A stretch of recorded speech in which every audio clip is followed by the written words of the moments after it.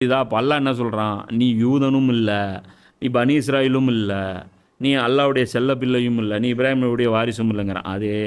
அது இது வந்து ரசூலுல்லாஹ் காலத்துக்கும் வரைக்கும் தான் இந்த ஆயத்து இறங்கிச்சு. இப்போ இன்னைக்கு அந்த ஆயத்து இறங்கிருந்துச்சுன்னா எப்படி தெரியுமா இருந்திருக்கும்? நம்மளையும் சேர்த்து இறங்கியிருக்கும். முஸ்லிம்களே, குர்ஆனை முழுமையாக பின்பற்றாத வரை நீங்கள் எதிலும் இல்லை.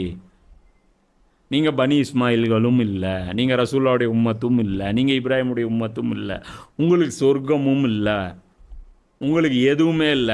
ஏன்? நீங்க வந்து சமூக நீதியில இஸ்லாத்த விட்டுட்டு நீங்க போயிட்டீங்க.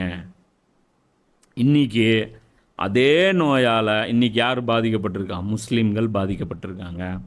இஸ்லாமிய நாடுகள் குர்ஆன் சொல்லக்கூடிய சமூக சமத்துவம் அதன்படி இருக்குதா? இல்ல. சமூக நீதி அதன்படி இருக்குதா? இல்ல.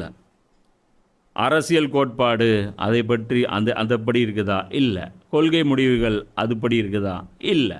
எதுவும் இல்ல. அப்ப நீ யாரு? 0. இஸ்லாமிய நாடுகள் இல்ல.